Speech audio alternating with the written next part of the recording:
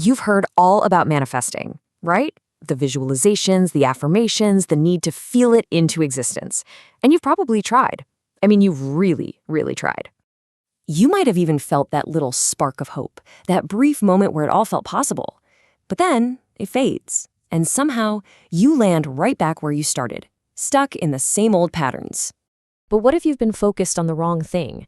What if the problem was never about your technique at all? What if the real work isn't in trying to manifest, but in starting to become? See, most of us come at this from a place of trying to get something. A better job, more money, a different life. We're reaching for something outside of ourselves. And just beneath that desire, there's a quiet little voice, an assumption that's always running in the background. And it's whispering, I don't have it. I'm not there yet. And that's the trap. Every time you focus on getting, you're actually reinforcing the identity of the person who lacks it. The real power, the real shift comes when you stop trying to get and you start to become. When you begin to embody the identity of someone for whom this is already true. Your life, it's like a perfect mirror. It doesn't just reflect what you want for a few minutes a day. It reflects who you are, constantly. You don't attract what you want. You attract what you are, consistently.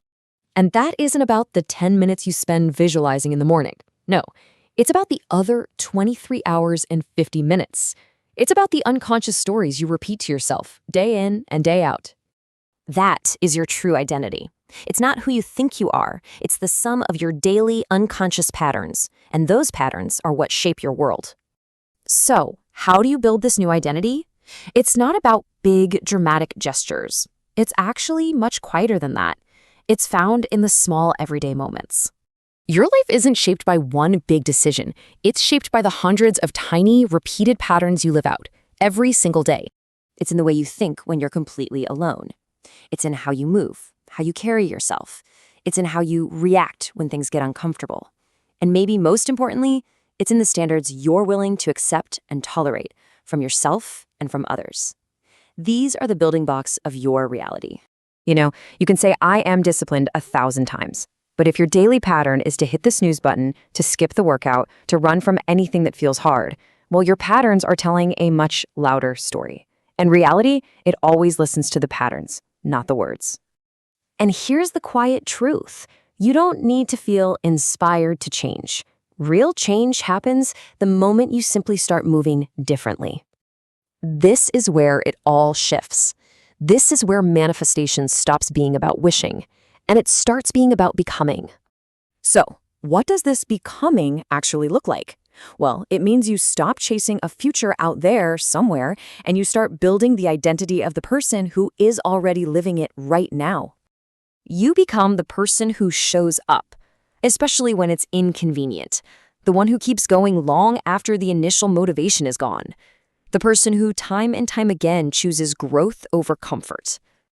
And the moment you truly become this person, your reality doesn't have a choice. It simply has to rearrange itself to reflect who you now are.